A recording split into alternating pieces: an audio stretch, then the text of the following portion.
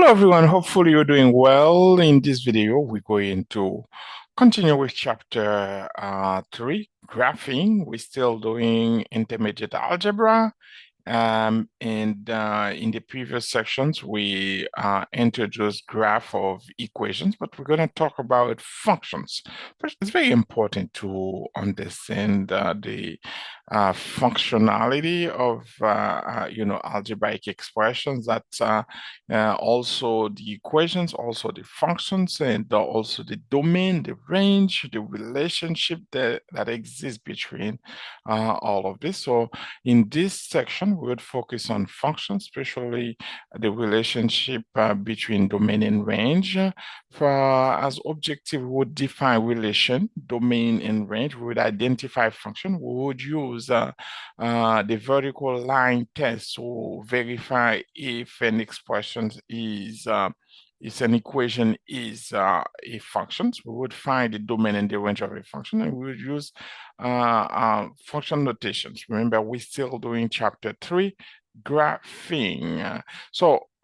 You know, talking about functions, there should be some type of relationship, a relation between the values of x and y. That's why we see in the previous section, we were able to create some ordered pairs x and y. But not all x and y's contribute to a function. Some of them just is an equation, even though we can graph it. Some graphs are not graphs of a functions. We're going to see that. A set of ordered pairs is called a relation. So because in that set, we said ordered pairs. Remember, ordered pairs is like if you have x and y, 2, 3, 1, -5, -6, 2, 4. Those are all examples of ordered pairs. That would be relations.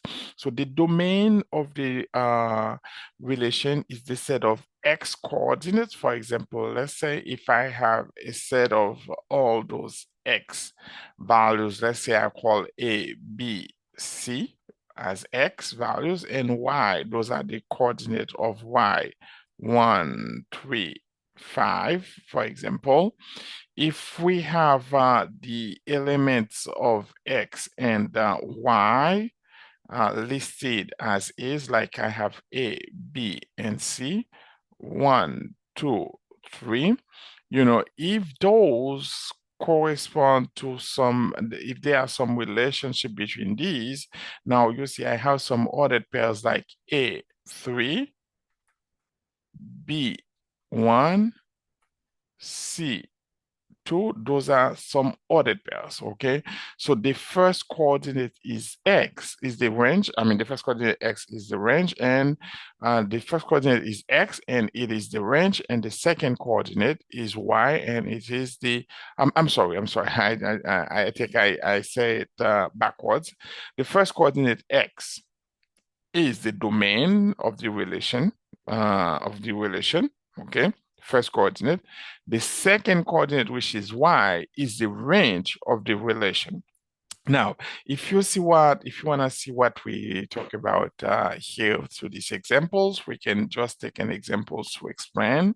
They said determine the domain and range. So based on what I just tell you in the previous example with A, B, what are the elements of the domain here? What are the elements of the domain?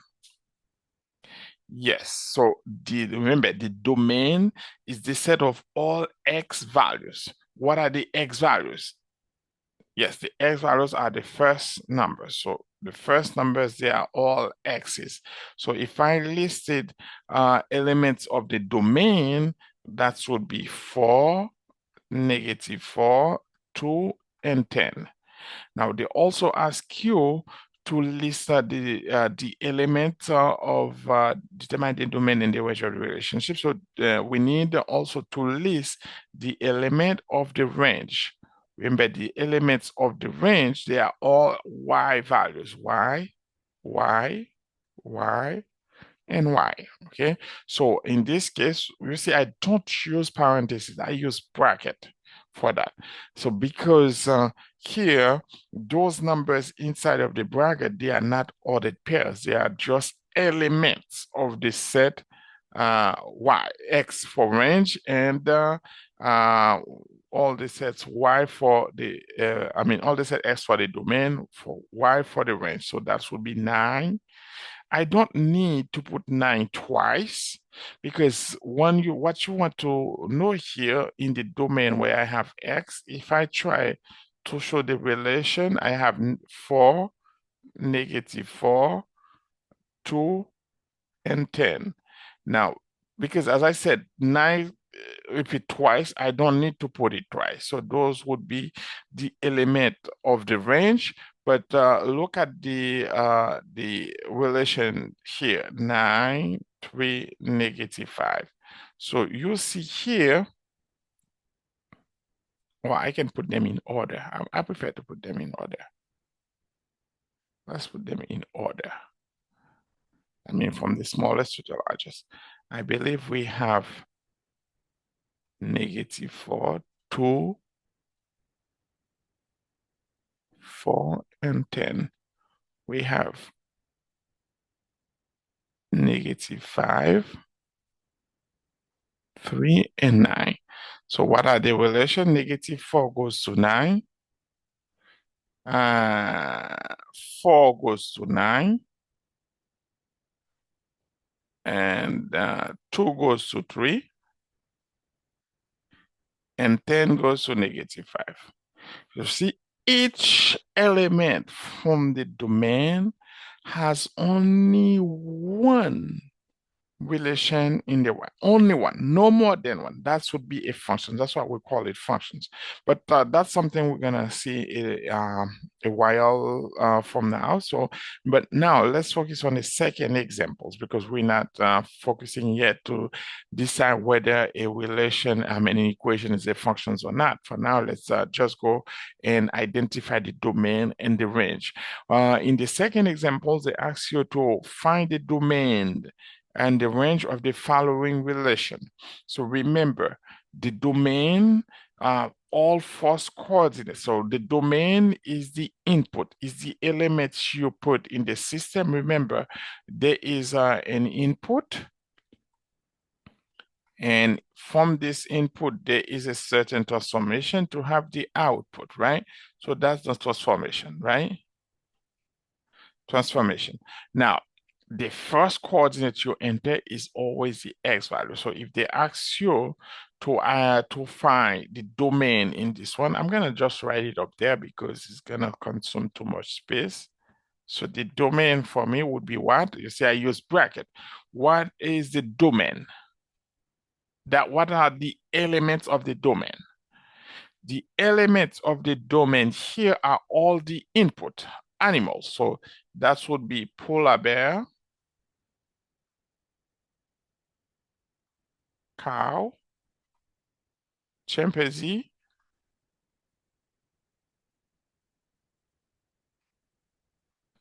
giraffe, gorilla, kangaroo, and red fox. Okay, those are the elements of the domain. How about the element of the range? If they ask you for the range, remember the range is the output. So those are all the elements for corresponding to y. So that would be 20, 15, 10, and 7. Those are the elements of the range. All right. So hopefully this one helped because for now, all we had to do was to identify the domain and the range, what would be the elements of the range and what would be the elements of the domain. But we also need to learn how to identify a relation as a function. So we said some relations are functions, not all of them. A function is a relation in which each first component in the ordered pairs correspond to exactly one component in the in the second part, right? So because let's say if you have A that has A, B, C, oh sorry, that's and B that has 1, 5, 7, as I said.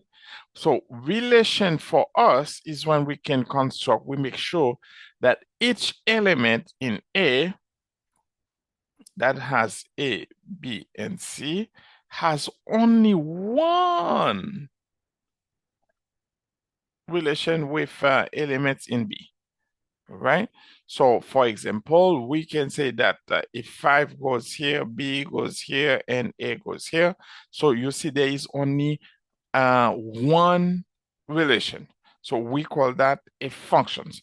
Let's see in the examples very quick. We said that is a relation a functions, also a function. So first of all, what we're gonna do is verify if each element of the domain is paired with only one element of the range, right? So we can do it by just putting those numbers. I'm gonna call the first one X. We have, remember we have negative 4. We did that before, negative 4, 2, 4, and 10. That would be the first one.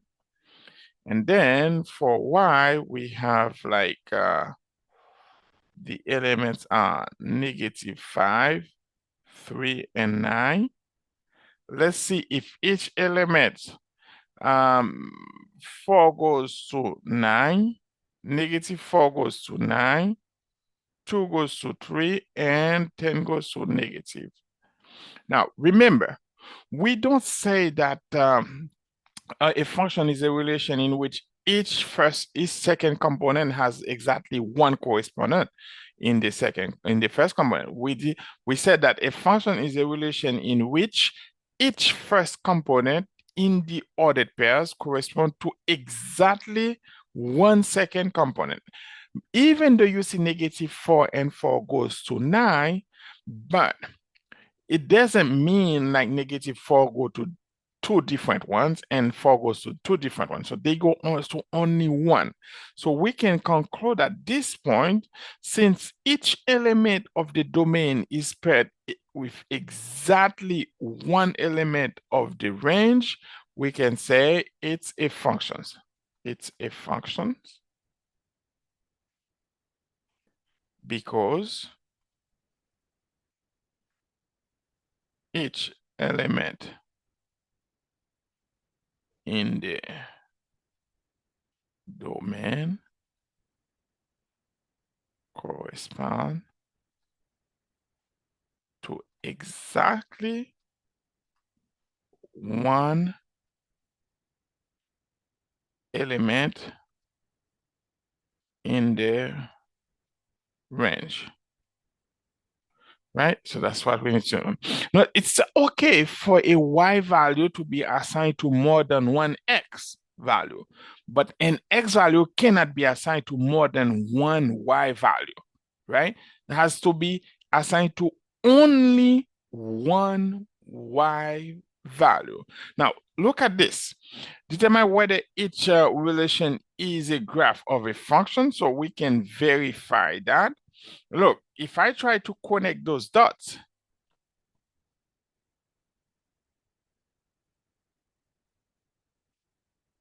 right?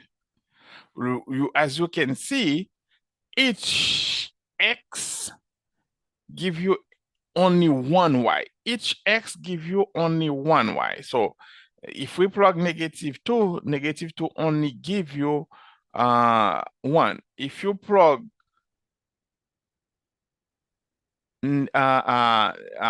oh, this one not.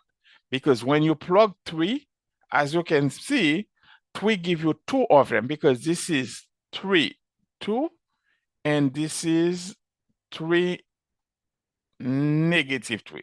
So the first x give you two y's, two different y's. So this is not a function because if you try, remember this one is to 1.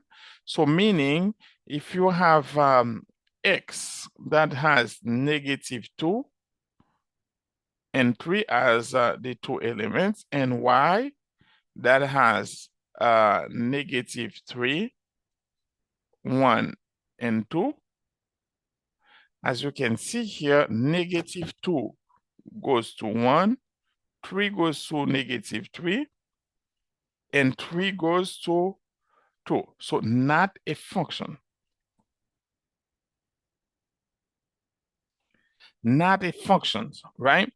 Because each element of the domain, each element of X is paired with must be paired with only one element of Y. So that's not what happened here.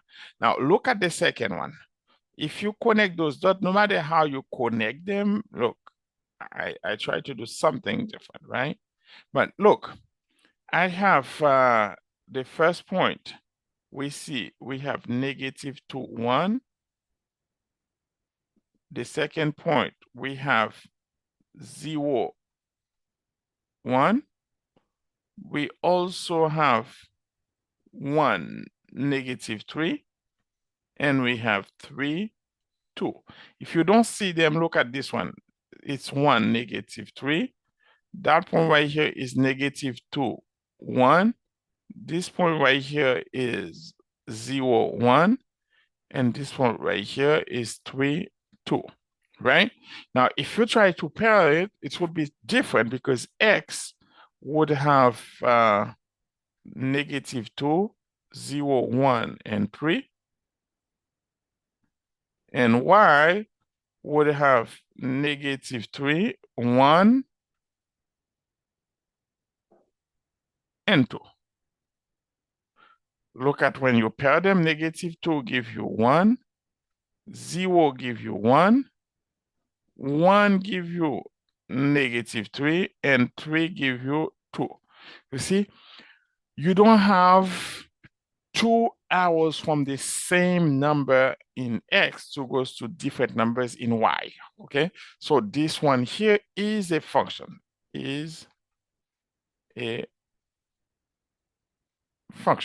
right? I think this should be something you would appreciate. Maybe it's easy for you. Let's see another examples where we say, is a relation y equal x squared.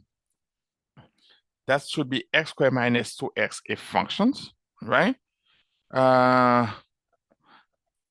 Well, you can still do that, but I'm not sure there would be one X that would produce two different Y's. So if you want to plug some numbers, but at this point, you are certain, like if you plug X equals 0, Y would be 0.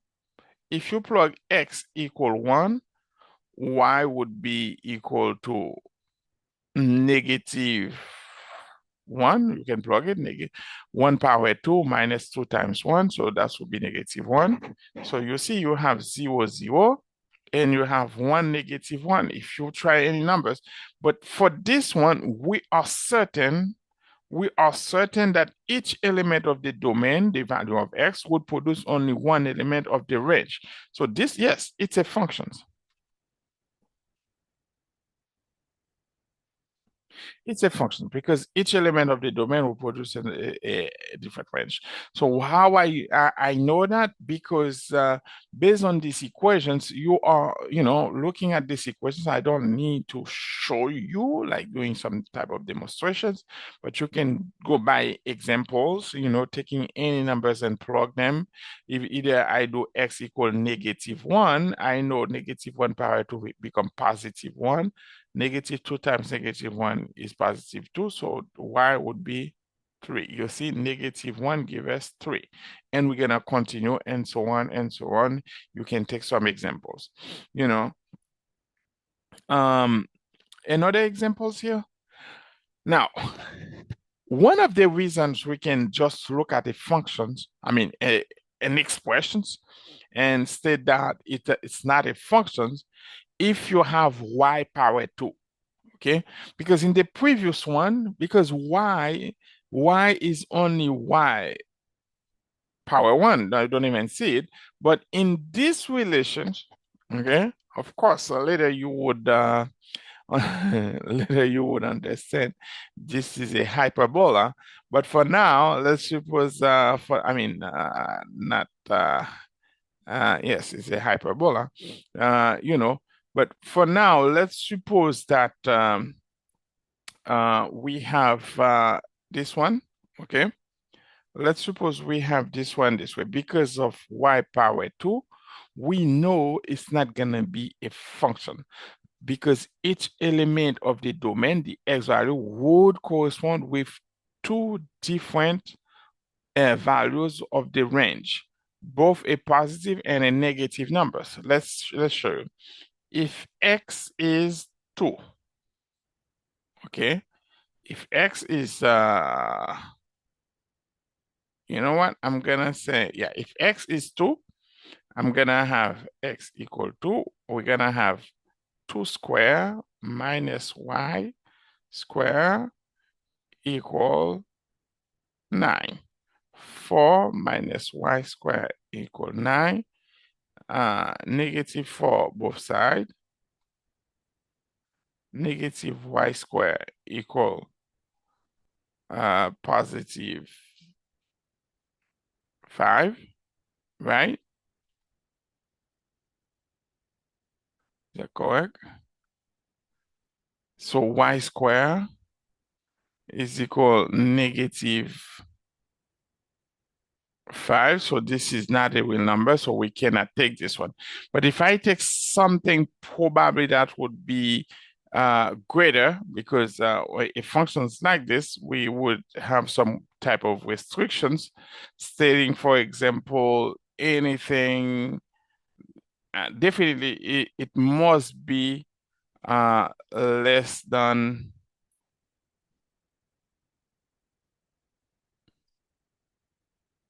I mean, it must be less than 9. I mean, more than 9, right? Because if we take 3, or let's take 4, x equal 4, so we're gonna have 4 square minus y square. Or let's just solve for y and you would see it. Because if I solve for y, you know, like we're gonna have y square equal um, x square minus 9. So this is the answer. The reason why, because I need to make sure that x must be greater than 3 in order for this one to be possible. So that's why I need to remove this. This one is not good. So I know I can start with x equal 3. Remember, if x is 3, y square would be 3 square minus 9, give you 9 minus 9 is 0. So we have a first point where we have x3 0, that's 1 point, great. But if x equal 4, this is what's gonna happen, y square equal 4 square minus 9, that's give you 16 minus 9, this is 7. Now, having y square equal 7, in order to find y, you need to take the square roots of both sides, so y will be plus and minus square root of 7. So you see, and x equal 4 produce two values for y, positive square root of 7 and negative square root of 7. So that's why we said this one here is not a function. It's much easier to show something doesn't work because, you know, as we said, since each element of the domain, the x value, would correspond with two different values of the range, which is the y values, the relation is not a function. Now, there is a technique we use to verify if a relation is a function or not when the graph is provided, or if you graph, you can use it. We call it a vertical line test. The graphs can be used to determine if a relation is a function. They call it a vertical line test. If no vertical line can be drawn so that it intersects a graph more than once, the graph is the graph of a function. For example, if they ask me to graph y equal 2x, okay, plus 1. Now I can construct a small table with x and y. If x is 0, y is 1. If x is 1, 2 times 1 plus 1, y is 3. So I have enough to graph where when x is 0, y is 1, first point. When x, oh, no, sorry. Okay. When x is 0, y is 1, right there. So we have our first point. When x is 1, y is 3. 2 and 3. Okay. So when we graph these functions, remember the graph gonna go this way, very straight, and down here, very straight. Now, a vertical line on this graph would tell you if it's a function. For example, any vertical line, anywhere I do a line, because it's intersect my graph only one times, I can conclude it is a function, right? So I would conclude it's a function, right? It's a function because the vertical line intersect the graph only one times when I do it. As I said, if I do like this, you can see it here. If I do it here, you can see it. If I do it here, you can see it, etc. All right. So I'm hoping you get that one correct. All right. Now let's try with an example. So examples, we learn by examples. It's always great. Use the vertical line test to determine whether the graph is a function. All I have to do is to do some straight line. As you see, any straight lines I make, it intersect the red line only once, because the goal, we said, if no vertical lines can be drawn so that it's intersect a graph more than once, the graph is the graph of a function. So, since the vertical line here will intersect the graph, no more than once times, okay, the graph is a graph of a function. So, yes, it's a function. Yes, it's a function. Why? Because the vertical line intersects the graph only one time. Now, look at this one. Also, when you do some straight line, you see, remember the graph for us is the red line. So it's intersect the red line only one time. Yes, it's a function. Yes, it's a function, right? Now, if you look at the next one, wow, okay, any vertical lines on the graph intersect it more than one time. So because it's intersect a vertical line intersect the graph more than once, then you could conclude because vertical lines can be drawn that intersect graph in 2 points, so it's not a function. No, it's not a function,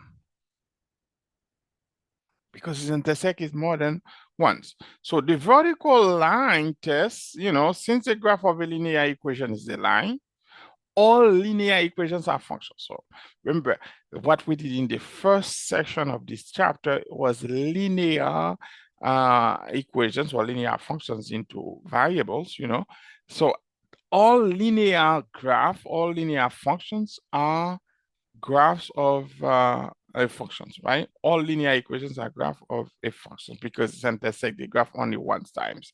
All linear equations are functions except those on the form x equals c, which is a vertical line. So because it's already a line, if we ask you graph x equal 2, you just count 1 and 2. So x equal 2. This is a graph x equal to, because it's already a vertical line. You don't need to use a vertical line again to show this is a function. Find the domain and the range. I think we use the vertical line, you introduce the functions, but how about the domain and the range just by looking at the graph? You can find the domain and the range of a function. So here, for example, to find the domain and the range of that functions, we can remember the domain is about x values. So what are the coordinates of this point? If we consider this is -1, -2, -3, 1, 2, and 3, 1, 2, 3, and 4, -1, -2, -3, -4. So look at that. What would be the value? What is this point here? Yes, -3, 2. How about that one? Yes, 4, -4. Remember, the first coordinate is x, which is the range. The second coordinate is y. X and y. So the domain would be the first element, right? Remember that. Domain is, if we use it, that would be what? Yes, -3 and 4. And how about the range? The range is what? Yes. We can, if we put them in order, -4, 2. Right? Remember, coordinates x is the domain, coordinate y is the range. Okay. Now look at this. Another examples here. They ask us again to find the domain and the range. We can do a few numbers here because it's continue indefinitely. All right. So by doing it indefinitely, we can choose any two numbers we want. Here, they don't tell us where. They said, find the domain and range of the function graph to the right, use interval notation. So we're gonna use interval notation for this one, okay? What is the domain? Look at the domain. Yes, the domain, what's the smallest value x can take here, right? Look at this one. On this one, the endpoint has a big dot. But do you see any endpoints in this graph? There is an arrow. The arrow said continue indefinitely. So if you continue indefinitely, then the domain, what should be x values on the left or on the right? Yes, the domain can be all real numbers. So if we use, because they said use intervals, we could say all real numbers because they said one interval, we're gonna use negative infinity because they can continue indefinitely. But look at the range, the y values. The lowest point your graph can go would be -2, but for the positive, it can go anywhere. So for the range, we can say the lowest point would be -2 included. I use bracket and infinity. So that would be the range. All right. That's a certain way to start, but the function notation, talking about function, the function notation is very important. To denote that y is a function of x, we can write it like y equal f of x. So anytime you see a function y equal 2x plus 5 is equivalent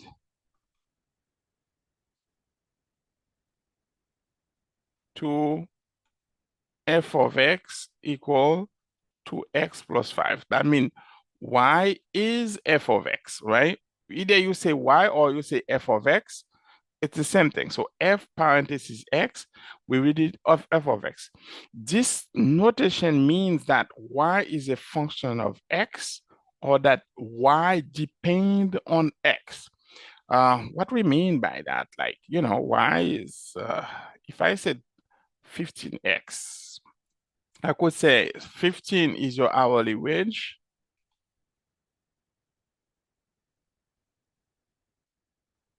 right? X number of hours you work.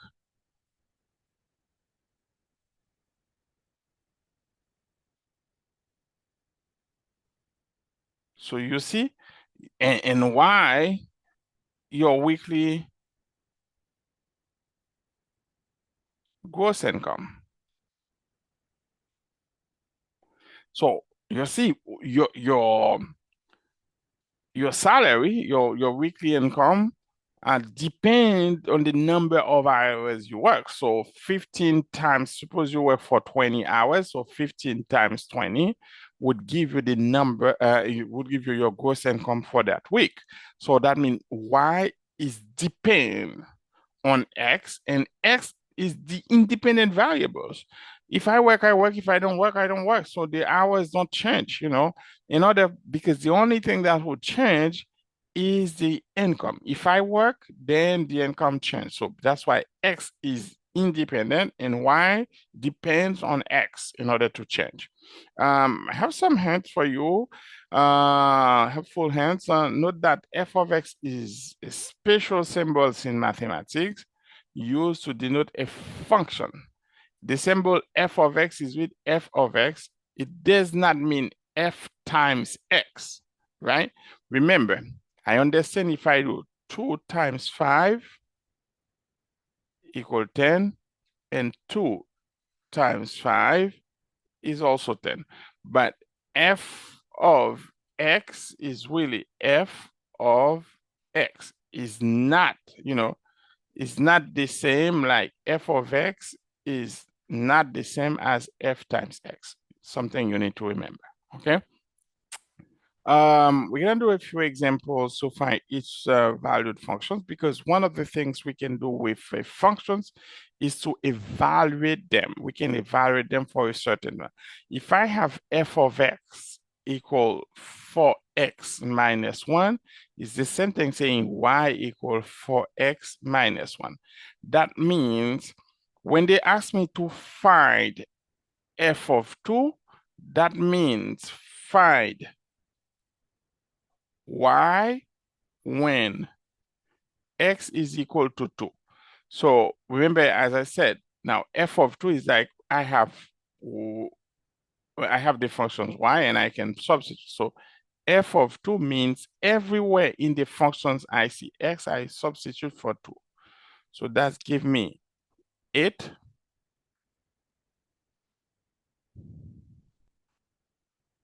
minus 1. So f of 2 is 7. So it's the same thing as I said y equals 7, right? It is equivalent, saying f of 2, 7, or if I said y 7, because look at that. If I write there y equals 4 times 2 minus 1, that would be 8 minus 1 is 7. The same here. Remember, even though I use f, doesn't mean all the time we're gonna call the functions f. You can use n of x, p of x, t of x, k of x, d of x, like here we said y of x, g of x. G of x is the same thing saying x, y equal x squared minus 2x. So finding, find y when x is equal -3. That's what it means. So g of -3, everywhere I see x, I'm going to substitute for -3. -2 times -3. So you see -3 power 2. Remember, with parentheses, -3 times -3. So that's definitely going to give me 9 minus 2 times -3. 2 negative become positive. It's 15, right? So that's how we said, right? We said g of -3 equal 15. That's good. Or it's fine if you say y equal 15, because either you use the functions with a letter or a g of x, f of x, or you just use y. Is the same exact thing. Now, what they can ask you to do is, for example, given g of x equal x squared minus 2x, find g of -3. So we said that, that's what we just did, g of -3 equal, remember we said -3 power 2 minus 2 times -3. I believe that gives us 15. Now they said, then after you do that, you write the ordered pair. So the ordered pair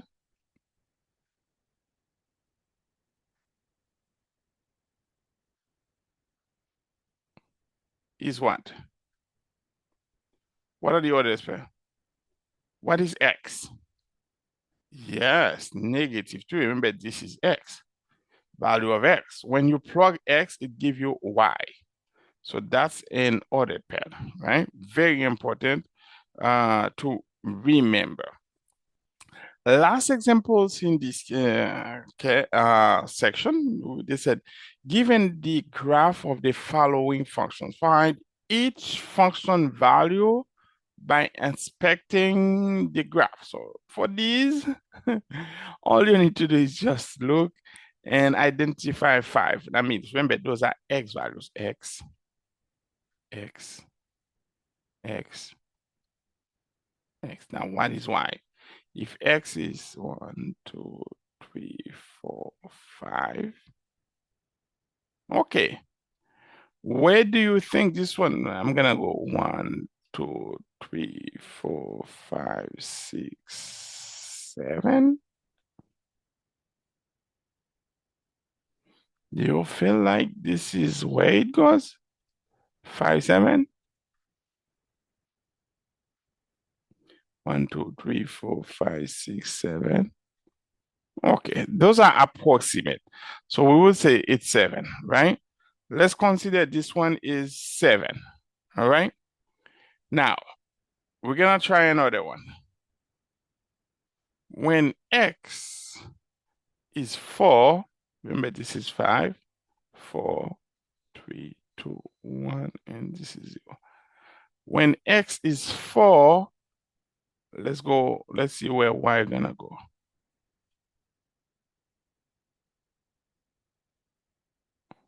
So 1, 2, 3. So that should be 3, right? When x is -5, -1, 2, 3, 4, and 5. What -5 would give us? Okay, let's suppose -5. I mean, I think here the graph is really big, so we're gonna consider it's just -1 for y. When x is -6, this is -6 right there. So -6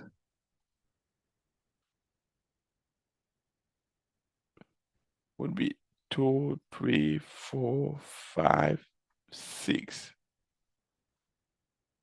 So that would be -6 if we go that way, right? Okay, I think you can plot any point on a XY plane.